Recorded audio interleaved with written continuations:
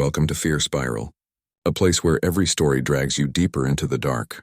If you enjoy chilling tales that linger long after the lights go out, don't forget to like this video, subscribe to the channel, and hit the bell so you never miss a night of fear. Now we settle in and let the darkness begin. Welcome, sleepy soul. Tonight I want to take you somewhere quiet, somewhere you've probably never heard of, a place where nothing is supposed to happen, where the nights are still and the days pass slow, but where something once happened that I've never been able to forget. This is the story of Iron Hill, Nebraska, the little town where I was born, where the corn grew taller than most of the people, where everyone thought they knew each other until they found out they didn't, where I spent the first 18 years of my life, and where the single worst thing that ever happened was the thing that didn't. When I was growing up there, Iron Hill seemed almost frozen in time.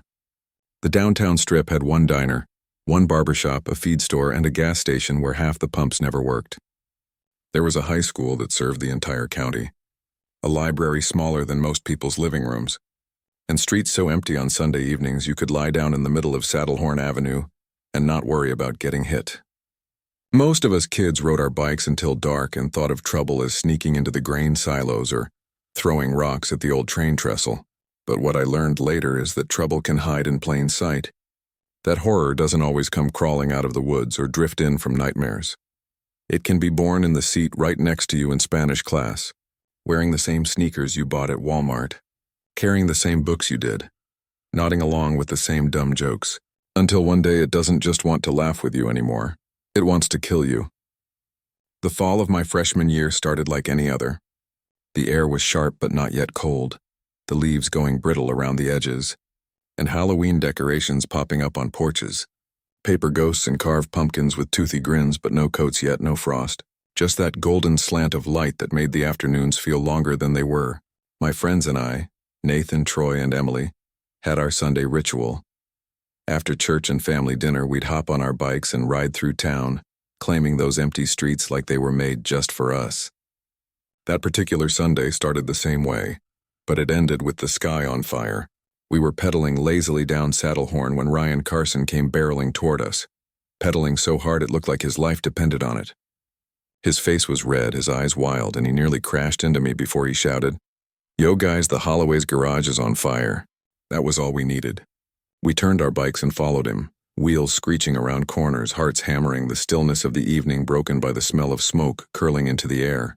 When we got there, the entire backyard was glowing orange, the Holloway garage already an inferno.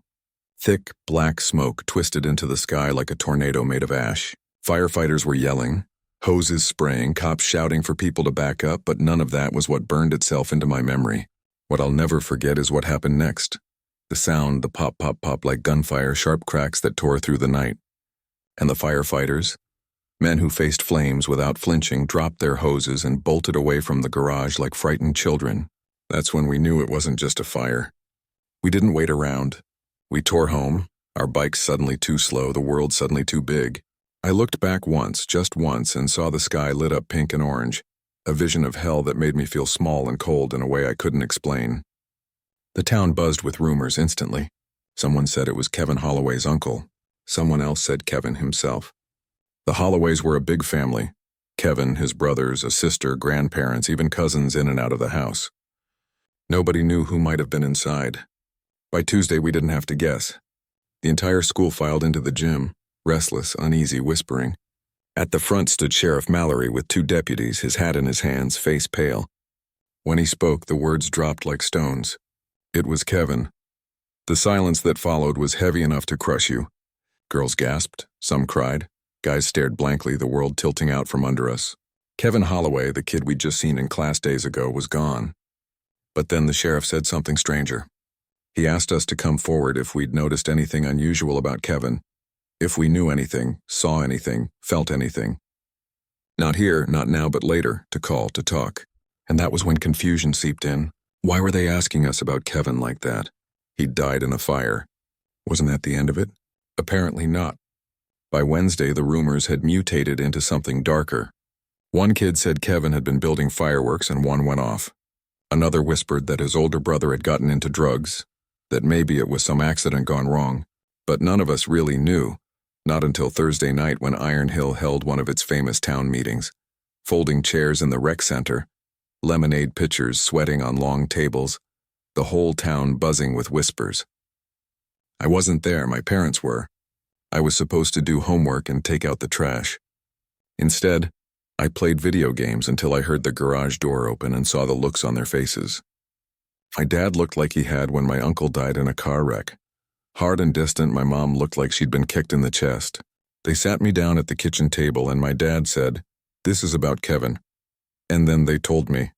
Kevin hadn't died in some accident. He hadn't been playing with fireworks. He had been building a bomb. The explosion in the garage was the bomb going off too soon. The fire that followed was collateral damage. And in the wreckage under the burned wood and twisted metal, the police had found a spiral notebook, half charred but still legible, a notebook that laid out Kevin's plan in detail. He intended to place the bomb under St. Lucas Church on Veterans Day, a day when the church would be full, over 100 people packed into the pews, most of the town gathered in one place. He hadn't targeted anyone. He didn't need to. He just wanted to hurt people, destroy them. My mom cried as she told me. My dad stared at the wall, the weight of it pressed down until I couldn't breathe.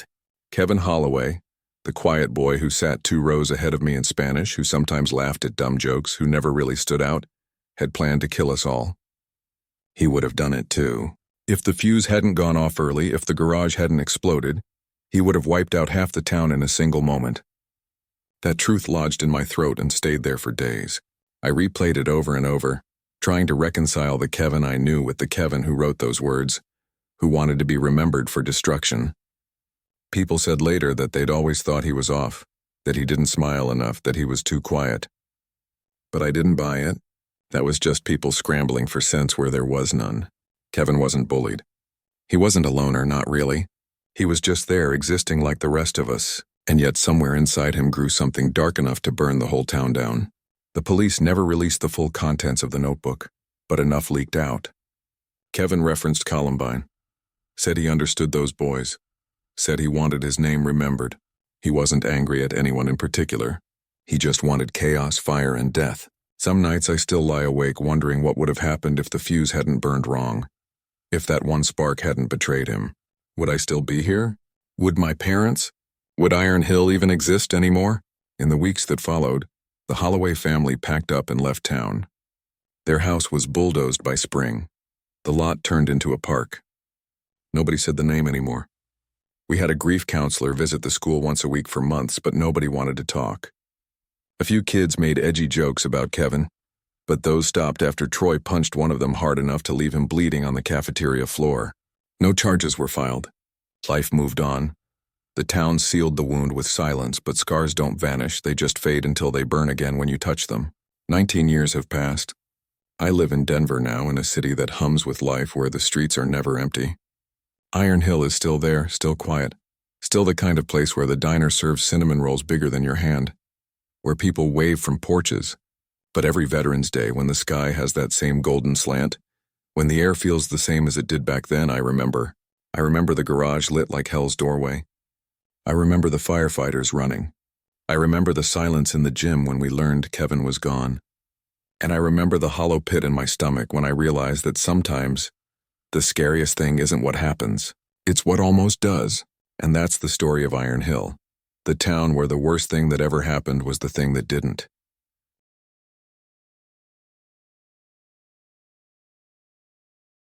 Hollowbrook Mortuary. Let me tell you about something that happened far from Iron Hill. Something that still makes me shiver when I think about it. Something that unfolded in a town called Hollowbrook, Missouri. The kind of place where farmland stretches forever. Where the roads roll on without signs or streetlights. Where life is measured in seasons and funerals. And where a story once reached me that I cannot shake. A story about a man who walked into a mortuary and saw himself lying on the table. Hollowbrook Mortuary was small, family-owned. The sort of place where everyone who died in a 20-mile radius eventually passed through, their bodies washed, dressed, and laid out beneath dim lights before being placed in pine boxes or fancy coffins, depending on what their families could afford. And for generations, the Evans family had run it. Quiet men and women who kept to themselves, who carried the weight of death with practiced silence, who never sought attention but were always there when the worst happened. One fall evening, long after the sun had bled out behind the trees and the crickets had begun their endless chorus, a man named Thomas Walker showed up at the mortuary, not because someone had died, not because he was invited, but because he felt something gnawing at him, a dream he couldn't shake, a pull he couldn't resist. He told the story later, or at least fragments of it, that for 3 nights in a row he had woken in a sweat, heart pounding from the same dream, a dream where he was lying flat on a cold table, his chest split open, his eyes staring at the ceiling, his own body hollowed out, and when he blinked in the dream, when he tried to scream, he realized the corpse wasn't dead at all, that it was him alive and trapped inside the stillness, unable to move, forced to listen to the embalmer's whispers as they stitched him shut. Dreams like that tend to fade. But not this one, not for Thomas, who grew more restless, who drank whiskey at breakfast and stared at the horizon like it might give him answers, until finally he climbed into his pickup and drove down the dirt road to Hollow Brook Mortuary, as though he were answering a summons he couldn't explain. When he walked inside, the mortician on duty, Daniel Evans, was preparing a body for a viewing. The place smelled faintly of chemicals and carnations, the way death always does when dressed for ceremony. Daniel looked up surprised, asked Thomas if he was there for a service, but Thomas shook his head. He said only, "I need to see." Something in his voice made Daniel hesitate, but morticians live close to madness and curiosity runs in their blood, so instead of turning Thomas away, Daniel led him into the back room, into the cold space where bodies waited on steel tables.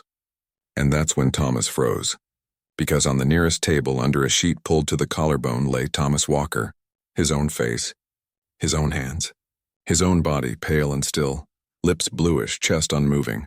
He staggered back, muttering, denying, but the truth was undeniable. There he was, dead and laid out as though he had died days ago. He demanded to know what this was, some cruel trick, some wax figure, some mistake.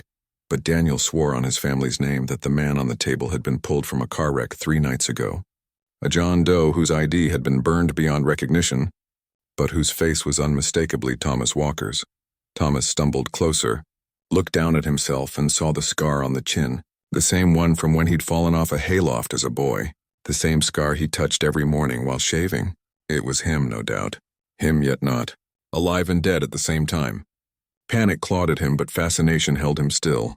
Daniel said softly that such things had happened before. Not often, but enough that the family knew the signs. That sometimes the dead carried echoes, doubles, reflections. That the living weren't always singular. That death had its own riddles. He told Thomas he should leave, go home, not think on it, but Thomas couldn't. How could he? He left the mortuary shaking. Drove home like he was being chased, but sleep never came. Only waking nightmares. Only the sense that he was unraveling. Neighbors said he started talking to himself, mumbling about seeing shadows move in mirrors, about hearing footsteps when he was alone, about looking in the glass and seeing his reflection blink out of time with him. Some nights he was heard screaming that the other Thomas was still waiting to take his place. 2 weeks later, they found him, dead in his bed, his body pale and cold, eyes wide open as though he'd died mid-scream. When Daniel Evans came to collect him, he went pale himself, because there, lying in Thomas Walker's bed, was the same face, the same body, the same man he had embalmed and laid out 2 weeks before. Which one was the real Thomas? Which one had died first? The death certificate was signed. The coffin was lowered. The dirt was shoveled. But the question has never left Hollow Brook. The Evans family stopped speaking of it, but among the farmers and townsfolk, the whispers never stopped, because some said they'd seen Thomas again on the road late at night, his pickup truck rumbling past though he was supposed to be in the ground. Others swore they'd seen his face in the windows of the mortuary when no lights were on, and a few old women swore he came to church once more, sitting silent in the back pew, hands folded, eyes hollow. Whether ghost or echo, no one knows, but one thing remains certain. In Hollow Brook, the dead do not always stay where they're put, and sometimes the scariest sight of all is not a monster from a nightmare, but your own corpse staring back at you, waiting to take your place, patient as the grave. Sycamore Ridge. Watch, let me take you next to a place called Sycamore Ridge, Ohio, a neighborhood that was supposed to be safe. A cul-de-sac community where lawns were trimmed and swings creaked in the breeze, where neighbors waved to each other while watering petunias, where block parties lit the summer nights with barbecue smoke and laughter. A place where people locked their doors more out of habit than necessity, because nothing bad was supposed to happen there. Nothing evil, nothing that could rot the marrow of trust. But something did. Something that would forever change the way I look at neighborhoods and the smiling faces behind the curtains. It started with a flyer slipped into mailboxes, plain white paper with bold letters that read, "Neighborhood Watch Meeting, Community Center, 7 p.m. At first, no one thought twice. Neighborhood watch programs were normal enough. A bunch of dads in reflective vests, a schedule of who would patrol the streets at night, a little extra safety, especially after some recent car break-ins nearby. Families showed up curious, some annoyed at giving up their evening, but ready to hear about porch lights and suspicious vehicles. But when the meeting began, it wasn't what anyone expected. A man named Carl Hendricks, a broad-shouldered contractor with a voice like gravel, stood at the front of the room with a clipboard. He didn't talk about car thefts. He didn't talk about porch lights. He talked about people, who belonged, who didn't. He talked about how newcomers had been moving into Sycamore Ridge, people who didn't fit in, people who didn't act the way neighbors should. He spoke about a family that kept to themselves, a man who worked nights, a woman who didn't attend church, teenagers who hung out too late. And as he spoke, heads nodded, eyes narrowed. Whispers spread like snakes slithering across the floor. By the end of the night, the watch wasn't about watching cars. It was about watching people. Carl kept lists. Names of families. What time their lights went out. Who they talked to. Who didn't wave back. He assigned shifts and people signed up eager, as though they were being handed some holy duty. Within a month, it became a machine. Men patrolled with flashlights, women whispered at meetings. Children were told who they could and couldn't play with. And then the accident started. A dog poisoned. A garage mysteriously burned. A car keyed end to end. The families on Carl's list were shrinking, wilting under pressure until one by one they packed up and left. Some didn't even sell their homes, just vanished into the night. When questions came, Carl had answers. Vague, oily answers about safety, about strangers, about protecting Sycamore Ridge. The police shrugged. Nothing could be proven. But the truth was clear to anyone who looked close enough. The neighborhood watch had become a purge. One boy, Michael Lane, 16 years old, refused to bow his head. His parents had been marked because his father worked out of state, and his mother wasn't seen at church. Michael called the meetings fascist, told his friends this wasn't safety, it was madness, and then Michael disappeared. His mother found his bike at the edge of the woods. The sheriff organized a search. They combed the forest, drained a pond, but no body was ever found. Carl said the boy was troubled, that he must have run away. The watch nodded, whispered, and kept patrolling. Some people wanted to speak up, but fear is a heavy muzzle, and the eyes of neighbors can cut deeper than knives. Over time, Sycamore Ridge emptied. Houses once painted bright and clean grew hollow. Families vanished. Those who stayed learned silence. And the watch continued. Years later, when the development was nearly abandoned, when weeds split the sidewalks and swings rusted on their chains, someone finally broke. An old woman, the last of her block, called a reporter.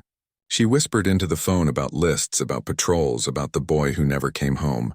The reporter came, snapped photos of empty homes, interviewed those who remained, and dug until he found Carl Hendricks's old notebooks hidden in a filing cabinet. Pages and pages of names, notes on when they were home, sketches of floor plans, maps with X's marked on houses. It was all there, evidence of a sickness that had masqueraded as safety. But justice never came. Carl was gone. The members of the watch had scattered to other towns, other neighborhoods. And the boy? Michael Lane? Never found. Some say he still walks the woods at night, that his ghost waits for anyone foolish enough to wander too close to Sycamore Ridge. Others say he never died at all, that the watch took him, broke him, made him one of their own. All I know is this. Whenever I see a flyer for a neighborhood watch, whenever I hear the words safety and community spoken too loud, too proud, I remember Sycamore Ridge, and I wonder if behind the smiles and handshakes there's a notebook being filled, a list of names being written, a quiet purge being planned. Because horror doesn't always come with fangs or claws. Sometimes it comes with a clipboard and a neighborly smile, and sometimes the scariest monsters are the ones who live next door.